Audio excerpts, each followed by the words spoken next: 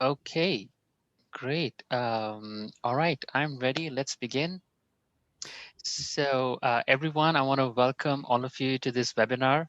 I've been waiting for this webinar for a while, and I'm glad it's finally happened. So I'm really, really excited. We've titled this webinar, How to Future-Proof Your Business in a Fast-Changing World. So when you say future proof, what we really mean is, how do we make our organizations more agile, more responsive, more adaptive to change so that they can really deal with today's challenges. And I'm excited to have Brian Robertson with us. So Brian, if I could just, invite you to just check in, share what's happening in your world, and just say hi to everyone. Yeah, hello, everyone. Hello.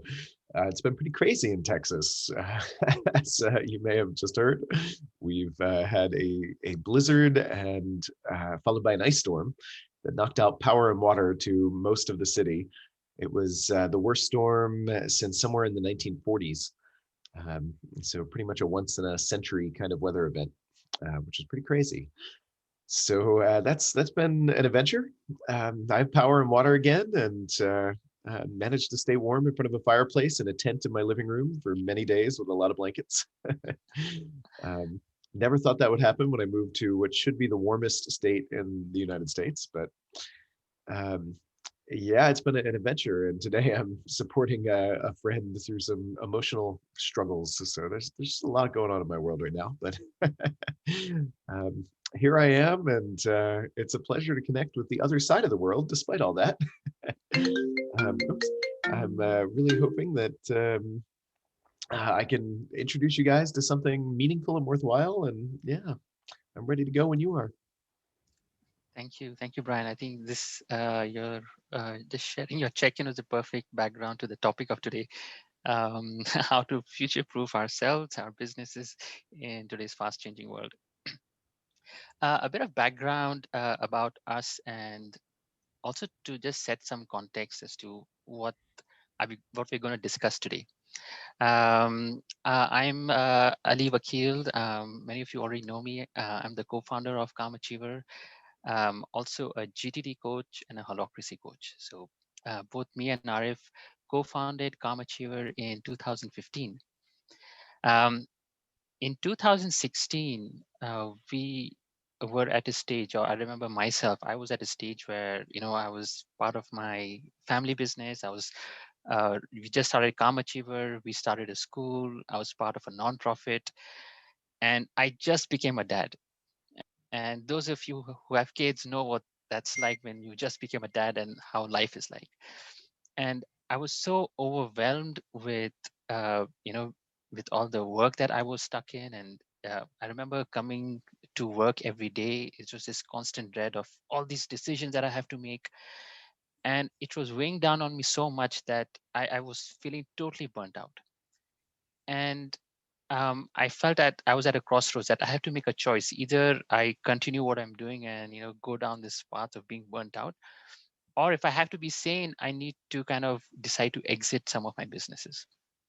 And I didn't want to do that. I loved my work, and I began to search: is there a better way to manage my organization so that I can still continue with the work happening without really having me involved on a day-to-day basis? And it's that search that led me to Holacracy. And while I started reading about Holacracy, the shift or the insight that I got that made me wanted to explore it further was Holacracy gave a way to look at organizations or manage organizations as if they were living organisms, and not like machines. I realized after reading that I was looking at my organization like a machine. I was, you know, documenting all the SOPs and making all these flow charts and getting people to work in all of that so that I could be kind of away from the business. But that really didn't work out for me, because when things change, everything would become outdated, and it would be back to square one. But Holacracy's way of managing organizations as if they are adaptive systems really got me so intrigued. I said, wow, is this even possible? And that journey led us not only to adopt holocracy in our organizations, but also led us to become coaches and licensees. And here we are sharing this methodology with uh, people who want to make their organizations more adaptive and responsive to change. So along this journey, I had all these insights about holocracy in terms of what it can do for organizations, and I started documenting them. And more recently, I've been creating visuals out of these. Um, and the idea came that I got a lot of these insights from Brian himself. So throughout this webinar, I'm going to be discussing these insights with him and linking it to see how we can make our organizations more responsive to change. So with that, I'm going to start with the first one. That was kind of the first insight that I got. Holacracy is not about running your organization like a well-oiled machine. It's about structuring your organization like a living organism. Um, if you read Brian's book, there are parts of the book that feel that you're reading a biology text, because he talks about human evolution and he talks about how cells work and how the evolution process works and bringing that into organizations. So if I can invite Brian, what is the link that you saw between organizations and living organisms and evolution that you were excited about and you wanted to bring that into organizations? Yeah. It's for me, it came from many years ago. I took a dive into integral theory, and part of that is looking at some of the nature of living systems, and specifically getting down to the idea of a holon, right? Which didn't come from integral theory, but that's where I encountered it, which is the concept of a whole autonomous entity that's also part of a larger whole. So a cell is a great example, right? A cell is an autonomous entity. It has its own internal self-organization, its own internal processes. There's no outside cell that reaches in and structures it, right? It's autonomous, and yet it's also a part of an organ, right? Which is itself kind of an autonomous piece of a much larger system, an organ system, and us, and and that idea of a holarchy, right? When I first encountered that, it made so much sense to me, just intuitively. Like that's reality around us is composed of, right? We're at every level, even within a cell, you can go further down to the organelles, which are their own little autonomous entities, and realize this is nature's way of scaling a complex system. And it's beautiful in that at every level, there's an encapsulation of complexity, right? At every level, it's like, look at a cell from the outside, it looks like one single entity that does one specific function or job. But if you zoom in to a cell, it's an entirely different story. I just saw a new image. I don't know if you've seen this. It's floating around the web now. It's the most detailed photograph compiled of a cell, the inside, and inside it looks like a city. Right? There's all these components and things moving. It's alive. It's dynamic. It's huge in there. But from the outside, it's one thing. It's an encapsulated single entity. And you can do that at any level of scale. An organ, right? Look at the heart. It's one thing. It has a function. It does it. But my God, the complexity within. And and then I looked at what I was dealing with in my organization. I was a new CEO at the time, and I was I was just overwhelmed with complexity. And my world was just massively complex because I didn't have this. I didn't have the parts behaving like their own living entities. I had all the complexity rolling up to the top, and I was trying to design and solve everything. It would be the equivalent of you and I sitting here trying to figure out how to get oxygen to the right muscle cells so that we can actually, move and talk. And we don't have to think about any of that because all that complexity is encapsulated away or hidden from us. Um, and then on top of that, I looked at adaptability, right? And as a CEO, I was struggling even in a small company to keep the company adapted to all of the changes in our world, which was so fast paced. Um, it was daunting. But then I look at living systems, and change is not something that they manage and do. It's what they breathe. It's just part of the living life process. It's not a thing. And just for me, when I read all about that, it just hit me. This is this has got to be how we organize our organizations as they get more complex. It doesn't work in the machine paradigm past a level of complexity, and I think we've passed that in most companies in the world today. Yeah, yeah, and when I learned that Holacracy's inspiration came from nature, in a way, it gave me that feeling where Holacracy, in that sense, is not new. It's tapping into this wisdom that has been there around us, and we're going to see how we can bring that in organizations. Yeah. Yeah, let me move on to the next image.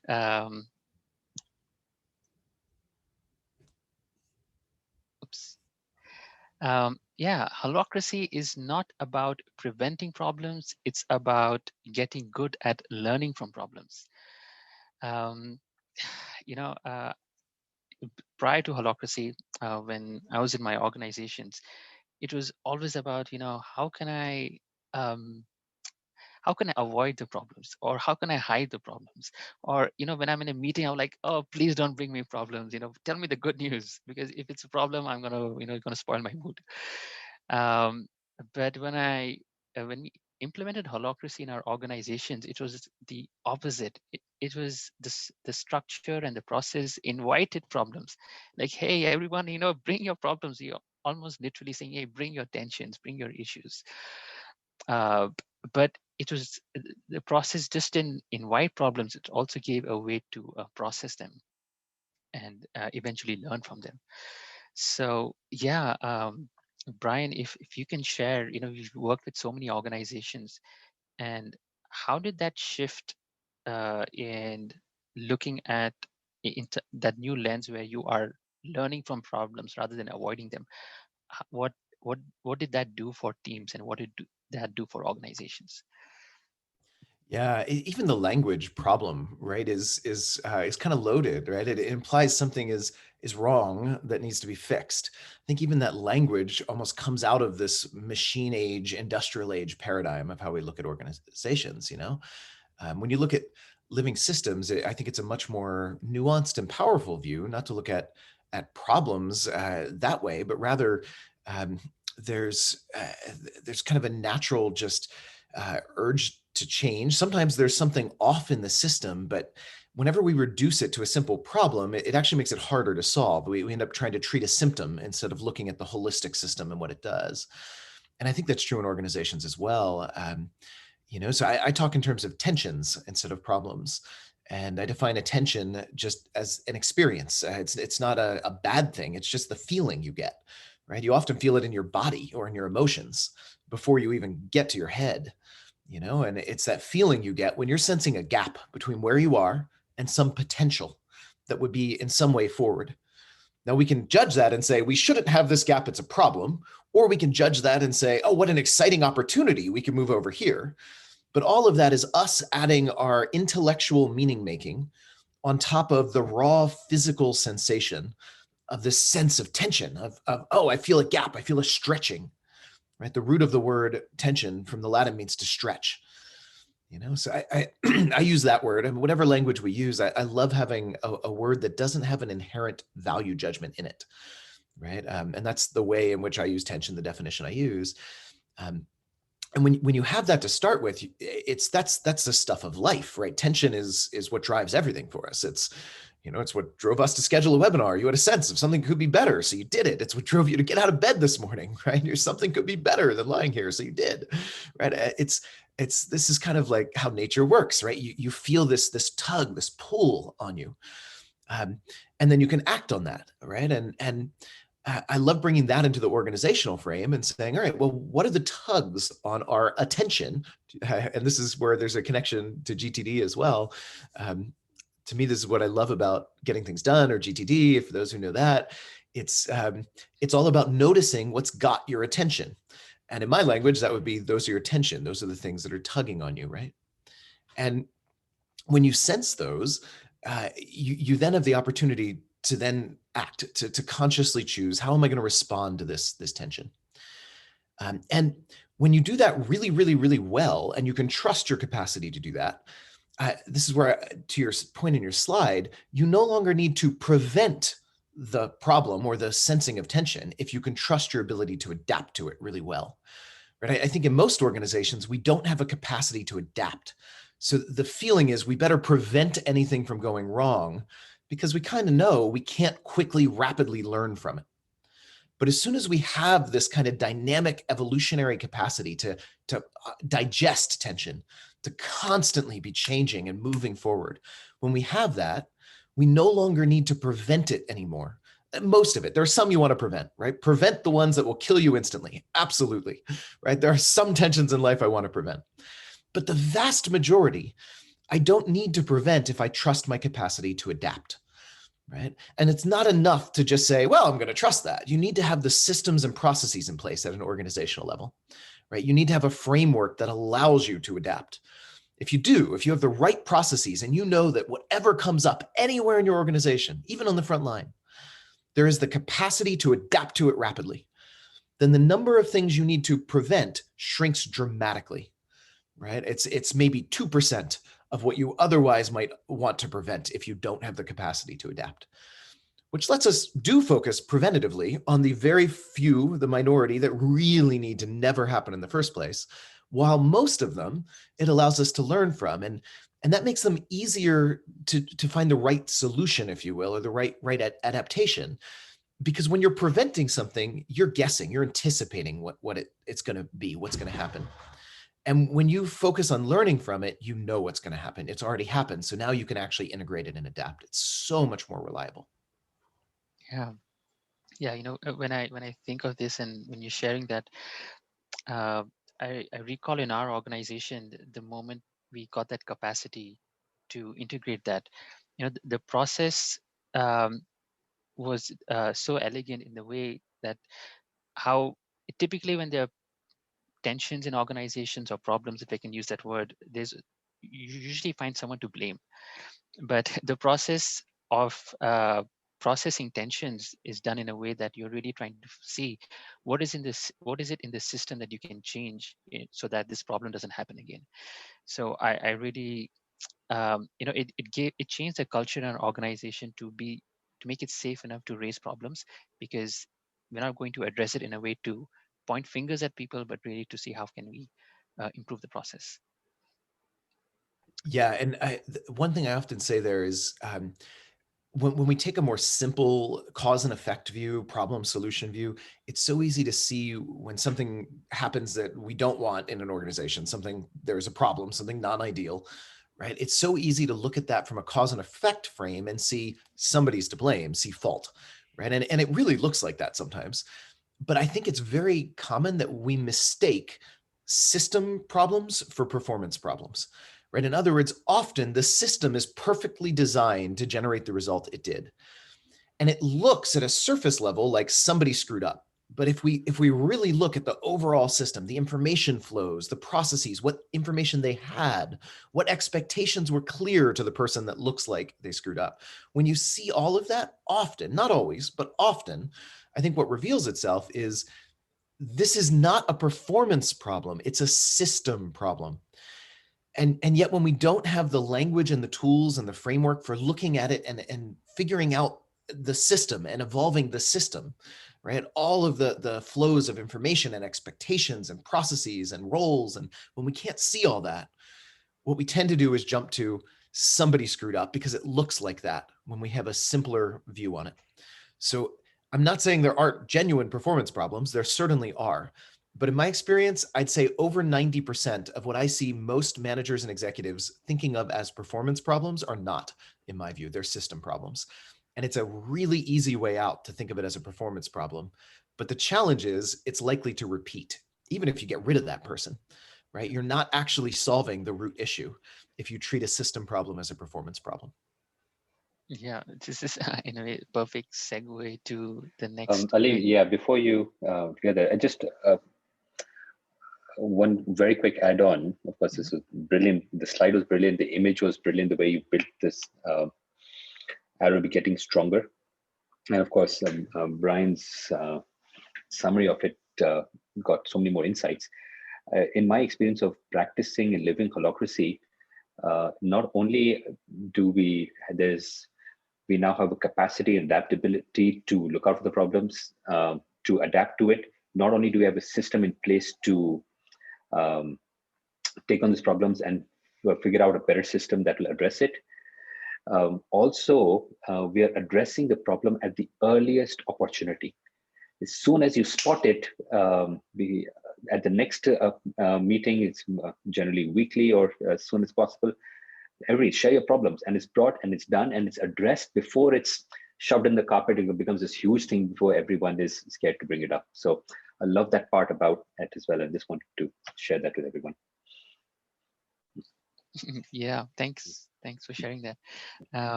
Yes, so the next image was just what we were talking about. Holacracy is not about managing people, it's about managing the process. And I see this phrase so often that especially in leadership books, that how do you manage people? And just the phrasing of that is, at least to me, is kind of a bit repulsive, that you don't want to manage people. And that usually leads to manipulating people and using psychology to get them to do things. It's much more elegant, it's much more effective to manage the process. And the way I see Holacracy doing that is getting clear on agreements, getting clear on expectations, um, and really separating role from soul. So if I could invite Brian to share more about how Holacracy, in a more practical level, enables that managing of process instead of managing the people. Yeah, it segues beautifully from what we were just talking about, right? It's so easy when we're looking at the performance problems, when we're looking at it from that frame, right? We end up with all we can do is manage people. That's all we have. We have no visibility into the system. We have no way of seeing it that way, So all we can end up doing is managing the people and trying to get better performance or get them to change somehow. And when we actually have a language to describe the system, right? When we actually have a way to view, here's what the system is, here are the processes, here's the roles, here's the flow. We can step out of just our personal conflicts or whatever, and actually be on the same team, work together, and look at how do we update the system design, right? How do we evolve the system design? In other words, how do we change the process flows, the information flows, the expectation structure on the roles at play? Right? We can shift from thinking in terms of people to thinking in terms of roles. Right? And when we do something, when we make that shift, we have so much more freedom to get more intricate, more granular with our design. For example, I had a case many years ago now where I do a lot of public speaking and conference presentations and all that. And I have a colleague, somebody that I work with, who books me for conference talks, right? So she'll get the invitations. She'll often have to build a relationship with a conference organizer. And way back when this first started happening, she wound up pretty frustrated because she would spend a lot of time building a relationship with a conference organizer. And then at the end of her process, she'd present to me the opportunity, and I would end up shooting it down and end up saying, "No, I'm not going to go to that. It's the wrong audience, or its market's not big enough, whatever." And she felt disempowered. She was frustrated. And in most organizations, this would have showed up as interpersonal friction. But with us, what she was able to do is come to our governance process, which is where we actually design the roles and the processes. And she was able to propose a new expectation on my role. It's not about me at all. It doesn't matter who fills my role, right? It's her role, which was called casting agent, needed something from my role called spokesperson. And she proposed that my role was accountable for documenting the criteria I use for accepting or rejecting a speaking engagement. Because if she could see that criteria, then she could assess it herself at the beginning of her process, and she wouldn't waste all her time, right? It took 2 minutes in that process, 2 minutes to get that expectation added to my role. And she could then turn to me and say, "So when do you think you'll have that done for me by?" And the fascinating footnote of this story, she was our newest hire right out of college. And I'm the founder and a seasoned CEO. In what companies do you know where the newest hire right out of college in 2 minutes can add an expectation onto the founder and then turn to him and say, "So when will you have that done for me by?" And that's possible because it wasn't about her and I. It was about the roles, the system, the process, and we had a meta process, a framework. That's what Holacracy gives us, a framework for actually updating and designing at that level, designing and managing the organization, the roles, the system, and not the people. Right? Otherwise, that wouldn't have been possible. I think that's a pretty cool story to illustrate Yeah. that. And I love that story because I've heard it before as well, but it is such a good story. And also a perfect segue for our next image, which is really about, how do you empower people? And that story was an excellent example of, um, she being empowered to use the governance process to bring about change, to meet her role's needs. Um, so this image says holocracy does not feed answers to people's problems, it empowers them to find their own answers. When I share holocracy with people, and when they hear that, okay, it's not a hierarchy of people, it does away with that. One of the first questions that come is, then, how do you hire, how do you fire, how's compensation, how's all that handled if you do not have this hierarchy of people making decisions? um, and the beauty about holocracy is that it gives a process for that, a process to find their own answers. um, yeah Brian, you have this really good framework that you share about how people move away from being the victim to being someone who can find solutions to their own problems. If you can talk about that. Yeah. So so one thing just that's worth adding here is I see a lot of companies that want more empowerment, right? They want people to be more empowered, to act with more autonomy, at least in theory. But one of the challenges of that is when you focus just on trying to push that, you're often missing what people actually need to be empowered. So if you're a manager and you go tell your team tomorrow, good news, everyone, you're fully empowered. Good luck. That doesn't actually solve anything, right? You don't get an empowered team that way. You get a lot of confused people. Um, I think people intuitively know there are limits, there are boundaries, there are things that they shouldn't do, right? Without checking with someone.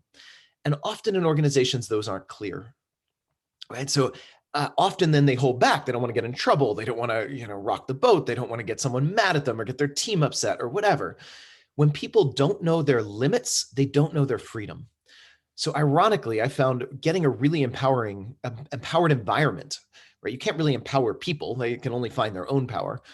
But to give people an empowering environment, one that allows them to find their own power, it's just as important to clarify the limits and the boundaries as it is to clarify their freedoms, right? You need people to know here are the real limits and boundaries, right? And when they know that, you can take a stance that says within these limits and boundaries, you have the power and freedom to use your judgment and take any action and make any decision at all because we've clarified the boundaries, right? And when you know those, you can take that strong stand. And that to me is a really empowering environment. One where people have the freedom, they know the limits, they know the boundaries, and they know within those, they're free to act. They're free to do anything within those limits and boundaries, right? So when that's true, they can then actually go take real empowered action. And to me, that's just so different than pushing people to be more empowered. The other thing you can do is remove the crutch. So I find this all the time when we hire new people. They'll often try to defer their power to me, right? They'll look to me and say, well, what should I do about something, right? And I have a habit when somebody does that and it's something in their role, I'm not going to feed them an answer. I think a lot of bosses are in that habit of just, oh, I'll suck it up and I'll answer. I'll give you my wisdom. But that's reinforcing somebody deferring their power, right? And I think the alternative that we can do is as former managers, when you're stepping into this kind of environment, you can push it right back. I'll tell people literally, I don't have the authority to decide that for you because we're in a distributed authority system, a distributed power structure, which has put that authority in your role, not mine. The burden of leadership is on you, not me. I don't have the authority to answer that. So if you want my input, if you want advice, you can come to me, but I need you to do it owning your authority. I need you to say, this is my decision and I'm going to lead it. And I just want some input before I do. And then I'm happy to give you my wisdom and you're totally free to ignore it, right? Which is such a shift from the way we see most environments working. And it's just as relevant too at a team level. I also see people defer their power to a team, right? They'll use we for this. They'll show up and say, we need to make a decision. What should we do? As a way of deferring their power to the group. And this is why we have so many endless painful meetings. And in the culture that Holacracy creates, that gets pushed right back. It's, well, wait a minute. What do you need to make your decision and lead your role? We don't make this decision. You do. What would you like to request from us so that you can lead your role? Right? When you have these kinds of cultures and the structure and processes to support it, damn, it's powerful. It reinforces right back to that person. You have the power to act here. The burden of leadership is yours. You get to choose to step up and take it. You can never really empower somebody else, but you can create an environment that doesn't let them defer their power to others, and that has real power for them to find, take, and use when they're ready. Yeah, I think for me, adopting Holacracy in my organization, this was really one of the most exciting things for me, because uh, it removed that burden of me being the hero in the organization trying to solve everyone's problem. Um, it gave my team really a pathway, and for me to really share that burden, to say, hey, uh, you have ways to, it's in your role, or you have ways to, pathways to find answers to it. Go ahead and do it. Here it is. And rather than without the structure, then you kind of, it just defaults to whoever's the manager or whoever's the boss. And not all managers and bosses, unlike what is often seen in culture, that they don't necessarily enjoy that privilege of making all the decisions. So for those bosses and managers who uh, don't like that to be the hero, I think Holacracy really works in those teams. Yeah, totally. Love it. Talking about bosses, another perfect segue. Holacracy is not a bossless organization. It makes the organization's purpose the boss. Um, yeah, often when people learn about Holacracy, one of the things that really stick out to them is like, oh, there's no management hierarchy, therefore it's a structureless organization, or there are no bosses, there are no managers, therefore anyone can make any decision that suits them. And without knowing what the new structure is like, I can understand where that comes from.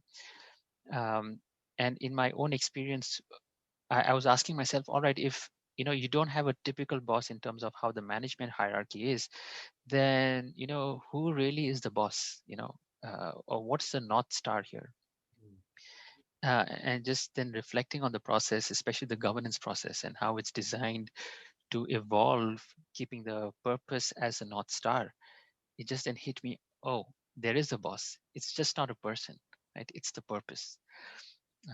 And this then really makes Holacracy such a powerful framework for purpose-driven organizations. Because typically in management hierarchy, you have these layers of bureaucracy and layers of people where you can't have a direct purpose-to-purpose relationship. But with Holacracy, it in that sense, it's, if I can use the word, pure, to have that clean relationship between a person's purpose and the purpose of the organization. Yeah, Brian, if you can share about your thoughts on the the the importance of building purpose-driven organizations, and how your thoughts behind it, and how Holacracy enables that.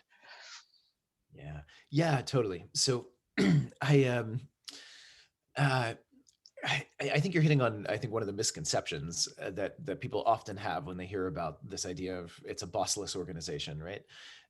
People often think that means that anyone can just go do anything or whatever, and that's not true at all. There's very clear boundaries. In fact, more clear limits and boundaries in a company running with Holacracy than in a traditional management hierarchy, and more clear freedom within those limits and boundaries, both. There's more structure, not less. People often hear no bosses and they think no structure, and that's not true. There is more structure, not less, right? The structure is actually really clearly defined in companies running with Holacracy, and it's agile. It's changing constantly. Every team is part of this process of updating the structure on their team. That was the example I gave of my colleague in the casting agent role, adding an expectation on my role. Those roles are documented, they're clear. And And they're not just something written up, from HR years ago. They're living, breathing structure. They're changing constantly as we adapt the process and the structure of our team. So you actually end up with more clear structure, not less. And the act of doing that structuring, I don't know any better word for that than management, right? That's what you're doing. You're managing something here. Now, it's not management as in a top-down command hierarchy. It's not bosses and subordinates. It's you can think of holacracy as management without managers, right? It's instead of centralizing power in a boss and expecting them to just make the team work and define everything, right? There's a process that everyone can take part in that's structuring this cell of the organization, this team, and that process is taking place in every team, in every cell, if you will.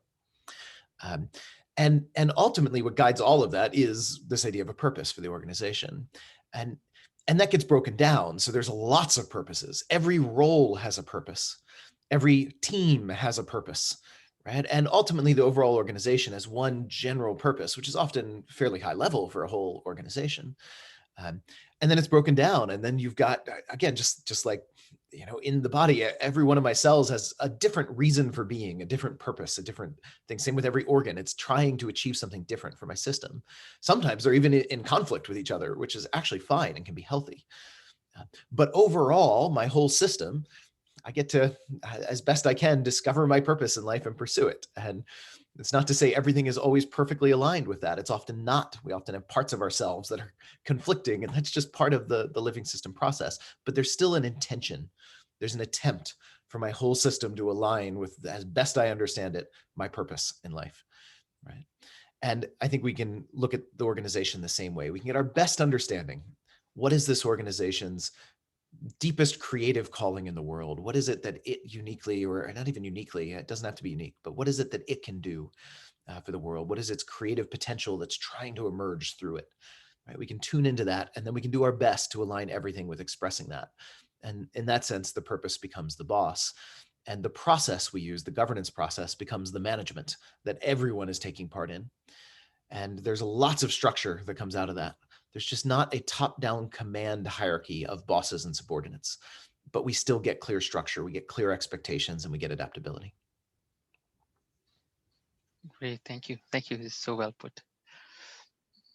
Yeah, I'm going to change tracks a bit, talk about culture.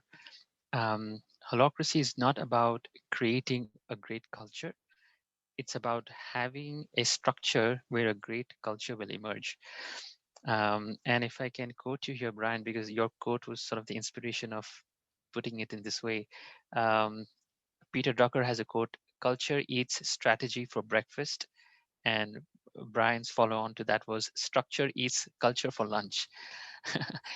And I've never heard, it was the first time for me, someone making that link that instead of trying to improve culture directly, you can work on the structure, and the culture is an emergence out of that structure. So Brian, if you can just share more thoughts about that in how structure is. Totally. Well, I definitely don't mean to imply don't consciously work on your culture. I think that can be really useful. In the same way, I think Drucker wasn't meaning to imply don't consciously work on your strategy, right? I think consciously working on your strategy is really useful. But even more useful is being aware that your strategy is executed within a frame of a culture. And you can have the best strategy and your culture can sabotage and undermine it, or your culture can actually enhance and make up for even a shitty strategy. Culture is more fundamental.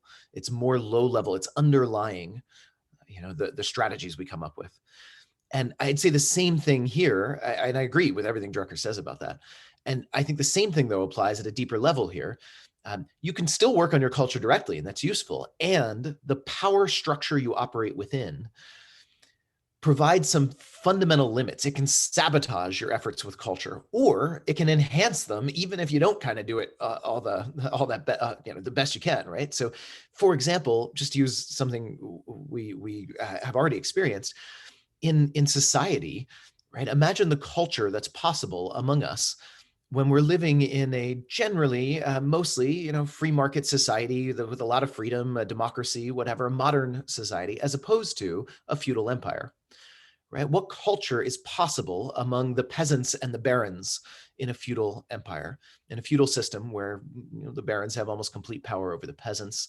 Um, there's just a different culture that's enabled. There's more you can do with culture when you're in a power structure that gives people more autonomy, more respect, more freedom, more ability to adapt, more freedom to choose and follow their own path in life, right? Rather than being bound to the land and serfs of the baron. Right? There's just more that's possible. And as much as you might want to bring in leadership development coaches or consultant or culture coaches to that feudal empire, there's only so much you can do in that power structure. But when you change the underlying power structure, it enables new cultures, ones that wouldn't have even been possible or desirable maybe before. Right? And it removes the potential for your power structure to sabotage a culture. Right? I think right now, when you get really good culture, when you're doing the best you possibly can in an organization culturally, there are limits you hit with the power structure. You're still in this bizarre top-down hierarchy that has all sorts of interesting incentives. And when a power structure has incentives, they work against the culture often. Right? So that's what I mean by that. It's not that culture isn't important, it is. It's to say something is more fundamental. And that's the basic power structure of who can make which decisions, who can do what, who can define what expectations and how on others. Those are the domains of power structure. And mostly in organizations, we are unconscious to that. In the same way that a generation ago in business, most people were unconscious to culture. We didn't talk about culture a generation ago in business. We talked about strategy, but we had no conscious awareness or attention on culture. And now we do. Now that's norm in the business world. But most people accept top-down command hierarchy as the only option. I thought it was. When I started my first business, I didn't consciously ask with my co-founders, what kind of power structure do we want? We just assumed top-down management hierarchy was, of course, the only realistic way to do it. We didn't even know we had that assumption. We just did, right? It was unconscious. And I think what's happening now, thanks to the self-management movement more broadly, there's a lot of other movements that play in, there's more and more consciousness on this lower level of power structure. In the same way that culture was radically new and it was weird a generation ago when people started at first talking about it, right? But now it's normal. And I think we're seeing the same journey to power structure. We can now consciously talk about it. And if management hierarchy, top-down command hierarchy is the best power structure for our environment and our organization, I say, great, use it. There's nothing fundamentally wrong with it. I think it doesn't often scale to the complexity we face. I think it was meant for an era where we needed more controls and standardization and less creativity and adaptability.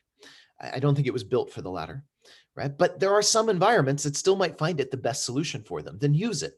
What I really want to encourage people to do is just make a conscious decision. And I think when you consciously choose a more robust power structure for complexity, things happen at the cultural level. And I love that. I love how you talk about culture emerging here. It changes the culture fundamentally. And from what I've seen, in a really powerful way. Yeah, I've experienced this firsthand in my organization. Particularly, I remember one of our team members in the customer care team who's usually very shy and quiet.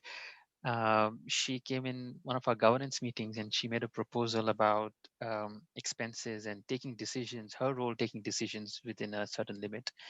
And that sort of passed through, and there was no objection. And she felt so empowered by that. And she came in one person and she walked out a different person, and in just that one meeting. Yeah. And if I had given a speech, say, I want you to be empowered and it's so important for this organization, I don't think that would have changed. But that one governance meeting really changed that team's culture. Yeah, I believe it. All right, I just got the last image before we move on to Q&A. We've been talking about how great Holacracy is and how it can change organizations and make them better, more agile, more responsive. But at the same time, I never tell anyone that Holacracy is easy to implement. I never use the word easy when explaining Holacracy. I really see this after practicing it for almost 5 years now. I see it as a lifelong practice. Um, and yeah, because I think, real transformative change. So it's not easy, but it's so transformative that it's brought me and my brother here, talking about it to everyone we know. Um, but at the same time, holocracy itself is evolving itself, it's changing. And I think on a scale of 1 to 10 in terms of difficulty, it is slowly moving to become more easier. um, there is a newer version of holocracy that's going to be coming out soon, version 5. So before we sort of come to a close to this webinar, I want Brian to share a little bit more about what's coming up in version 5 and how is holocracy going to become easier so that more people get to experience it. I Yeah. want to bump a question here. It was, as it's related. Um, Brian, what was the thrust and the tension behind Holacracy version 4 to 5? If you can add that to your answer as well. Yeah. One of the things I love about Holacracy itself, it's just as evolutionary as it helps an organization be, right? On the method itself, which is why it's version controlled. It's an open source process, an open source document. We capture the rules of Holacracy in a constitution. It's a constitutional approach to running a company, constitutional power structure. And that constitution is an open source document that you can download and use for your organization. And it evolves the same way open source software does, by the community of users submitting feedback when they find something that seems like it's, kind of an edge case that the rules don't handle well. And then the rules evolve to integrate them, or they find bugs, if you will, and they submit those. And we've collected those for years now. It's been, I don't know, 6 years or something in the works. And we finally have about to be released a new version. And there's something like 100 different tensions integrated into it. So it's no one thing. It's all of the feedback over years, all of the edge cases where the rules didn't quite work as well as they could, all the tensions people had about the rule system itself, about the framework. And there are some major changes, big ones. The one Ali was alluding to is we've made it a lot easier to adopt. I really love this slide. It is a lifelong practice. This is not something that you just adopt in a quarter, or, I mean, you might get some positive ROI in a quarter or two, right? You might find that suddenly you're addressing issues more efficiently, or you might have some positive results, but the actual journey is many years. And how long does it take you to master being a manager in a management hierarchy? It's at least that long, right? It's a many, many year journey.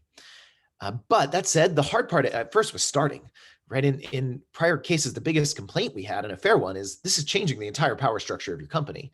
And in the past, it was kind of an all or nothing change. It was, you adopt this entire new constitution and all of your power structure is different.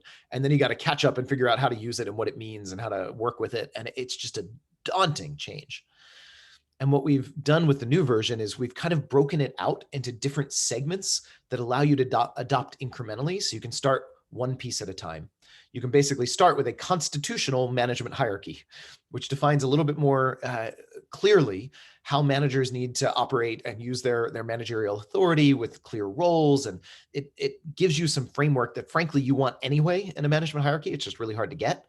And it puts some guide rails on it and gives you a starting point. And then you can adopt another segment and another until you're all the way there, fully doing this distributed authority holacracy thing. Right? And I think that's a huge game changer in the nature of how this can be rolled out. It allows a friend of mine who works in personal change. He's a coach, a fitness coach. And I worked with him, and it was life-changing. And he said, when it comes to body change, one of the things he's discovered is people are often daunted at the beginning. They think it's going to be massive, and so they never start. It's almost like too hard to start in their mind. And he said what he's experienced, though, compared to that, the change is actually easier than most people think. It just takes longer than most people think. And I think with version 5 of Holacracy, I can now honestly, genuinely say that that is true for this as well. Now, it is easier than most people think because you don't have to change everything all at once at the beginning, but it will take longer than most people think, right? And you can roll it out at your pace as you go. So. Oh, great. Thank you, Brian. I'm personally also very excited to try out version 5. Just one comment I want to add there. Even though it's not all at once, it's easier and it takes longer, but you experience the rewards and benefits I'm tempted to say from day one, but not day one, let's say week one. And it just keeps getting better with each article or each clause that you adapt from Holacracy. So it's not that you have to wait till the end to experience all the benefits. You get the benefits immediately and just incremental one over the other from personal experience. Yeah, I think Ryan might be frozen. Maybe he had a power cut, which we often have in India here, but I think we've had a power cut on his side. Okay, what I'm gonna do is I have a quick announcement to make, and then if Brian comes back, we're gonna have some time for Q&A. We've been talking about holacracy, but you may have a lot of questions. All right, this sounds so great, but how do we do it? And even though I can share how, I think the best way to learn holacracy is to actually experience it. So we do have a workshop coming up on the 16th, 17th, and 18th of March. It's a 3-day virtual workshop. So no matter where you are around the world, you can join us. It will be facilitated by Arif and myself. And in this 3-day workshop, we really are going to give you a hands-on experience on how holacracy works, and even teach you how to some extent, get started in your own organization. So I'm going to be sending you a email with a link with all the details. If you want to explore more, if you want to register, you'll have all the details there. Sorry, Ali, my internet connection finally did die. Texas is a bit of a disaster zone right now still, but I'm back. Great. Okay, so I'm going to open it up for Q&A. So really, anyone has any questions for Brian, you can just raise your hands. I'll unmute you and you can go ahead and ask your question. Yeah, Jonas can go first. He's been asking a lot of great questions. So I guess we can give a chance for at least one question to go first.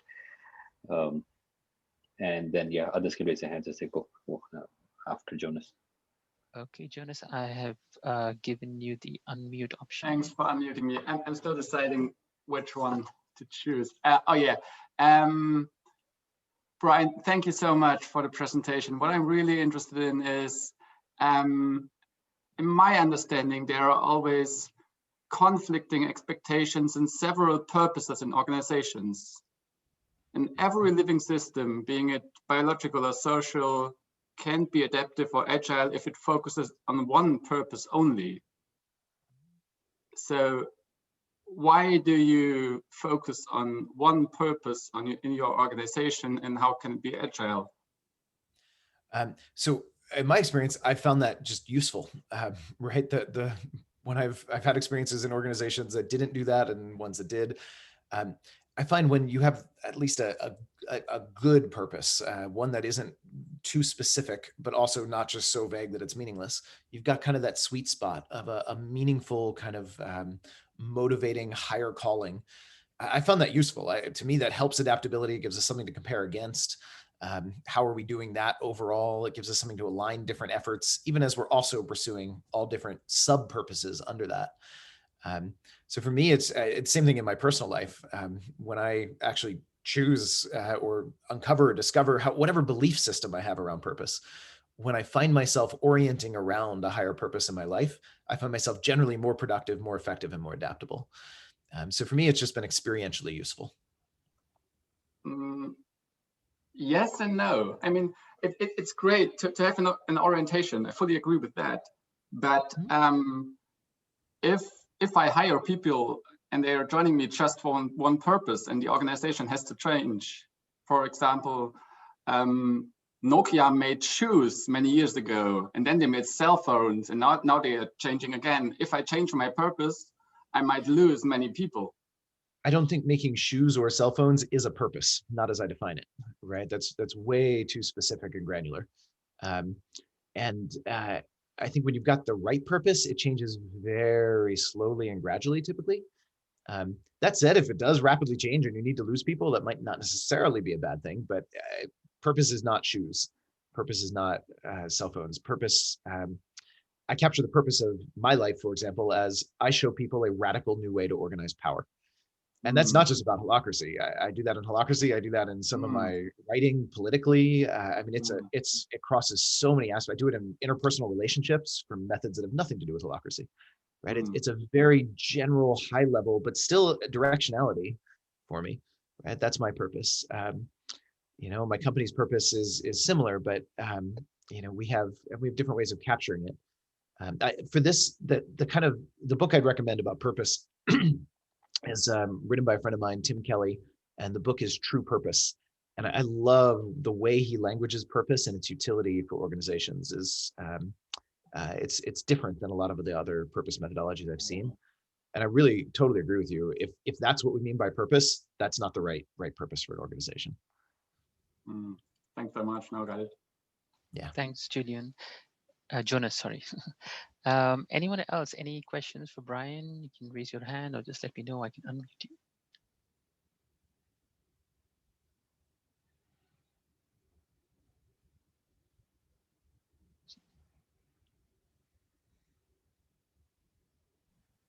Okay. If there's no one, I've got a question here. Yeah.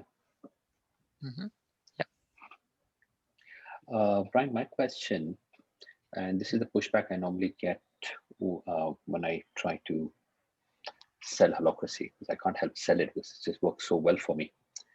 They said, like, you know, most companies, most companies, successful companies, the world's most leading companies, they don't follow Holacracy. Be it the top tech companies, be it the Forbes 500 list. What is it that, why do you think we will be more successful following Holacracy? What makes them more successful? And that's where I get stuck. I can give them reasons why I like it, but and how do you answer it? So two questions: how would you answer or relate an answer to such an objection? And truly to their question, what is it that is making these companies successful? A bit vague, but that's what I've got right now. Yeah, and if I can, sorry, just add a follow-on to that. If I know some people on the call who are looking to explore Holacracy for their organizations. So if you can also add, you know, what should companies look for to see if Holacracy is a good fit for them? Yeah. So the biggest thing I'd say to know if Holacracy is a good fit, to start with that, you've got to experience it. It's a practice. It's something you do. It's not a model. It's not a theory. It doesn't matter how smart you are. You don't get Holacracy by reading about it. As much as I'd love for you to all go read my book, great, but that's not how you learn it. And that's not how you assess, is this right for us? I think it'd be kind of like trying to assess, do I like soccer by reading about it? Right? Or do I like playing music by reading a book on musical theory? Right? That doesn't really do it. You've got to listen. You've got to play. And so I know, Ali, you're offering a workshop that will be experiential, I believe, and I think that's an awesome place to just get a taste of it. Or often what executive teams will do is bring in a Holacracy coach for just a day or two to walk them through its processes on their real business issues. And that way they're not trying to assess, is this the right thing, this giant change for my company? Up front, they're saying, let's just take a day or two and let's try it out and let's experience it, right? That's what's going to help people really know. And at that point, you won't need to ask, how do you know if it's right? You'll know.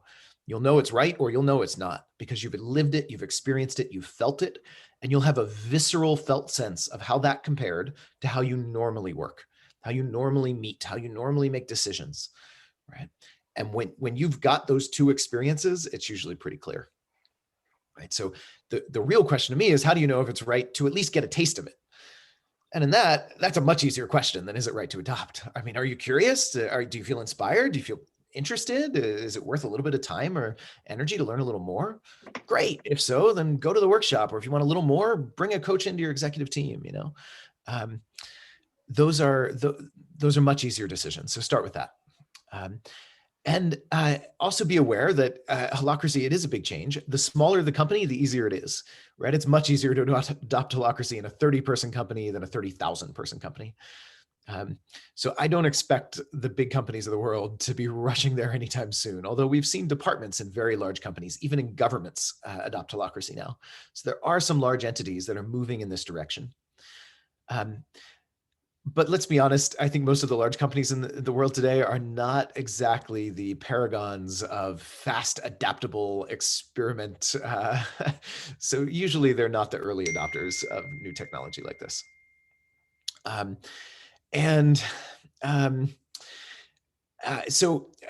are the big companies successful? God, I don't know. I'm sure it's different in every industry, in every company, in every case. In some cases, it might just be momentum. I mean, if you go back and look at the companies on the Fortune 100 list, 50 years ago, or I forget the exact date, there was some comparison done, and there was something like 90% of them don't exist any longer, right? So to some extent, the large companies might just be carrying on inertia and momentum. And to some extent, some of them are brilliant and doing great things. So I don't want to lump them all together. I think all of that is true. But I do think it's easier to experiment and adapt when you're smaller. And if you're running a smaller business, you have opportunity before you get too big to get in place this kind of framework, or whatever framework you want. Just make a conscious decision, because it gets harder as you get larger. As companies grow, they lose innovation, they lose creativity, bureaucracy gets worse, waste gets higher. There's been studies on that. It is worse as you grow. So whatever you're going to do, if it's putting in place something like this, do it sooner than later. All right, thank you so much. Though we are out of time, I'm tempted to ask Brian if he can take in one more question. Yeah, I can squeeze in one more, sure. Okay, Deepu, all yours. Thanks, Ali. So Brian, I think this is a follow-up from your previous question. I work for one of the largest companies. I work for Pfizer. And as you can imagine, like at the macro level, it's a very conservative organization. At the same time, my team is around 20 members. So I was wondering if you have any examples or stories where like smaller departments within larger organizations have successfully deployed Holacracy at a micro level. I think there actually may be a team in Pfizer doing it. Wow. Okay. Yeah, I don't know, I don't know the details, and I don't know how public they are about it. So consider this just possible. I'm not sure, but if you'd like, if you go to holacracy.org and contact us, and you send this request in, and tell us that you run a team at Pfizer, we can try to make an internal connection for you. I know it's one of the large drug companies, and I'm pretty sure it's Pfizer. So yeah, and this is what's happening in big companies. There's stealth teams and departments doing it. There's an inspired leader who says, I have a vision. I think we could do better. And I think we can use my team as a laboratory and experiment some. And they bring something like this in. And we've done that in a lot of big companies, and even governments, country governments, sovereign nation governments, where we go into one department or one agency, and we bring this in and support them in doing something really different. And sometimes when that works well, it becomes like a retrovirus, and it starts spreading internally, right? We've seen neighboring departments get wind of what they're doing, see that it's working, and then start adopting themselves, which is pretty cool. And I think if the big companies are going to change, it's likely to be some combination of that retrovirus internal stealth spread and the right leaders eventually catching on and saying, oh, wait, this is something worth pursuing, and then sponsoring it. All right, thank you so much, Brian. Thank you everyone for joining us. I felt really complete going through all the topics on this webinar, and it's been some while since I wanted to discuss this with Brian. So thank you once again. Have a great day, and we'll be in touch. See you all soon. Thanks everyone. Appreciate your time. Thank you all. Thank you. Have a great day. Bye.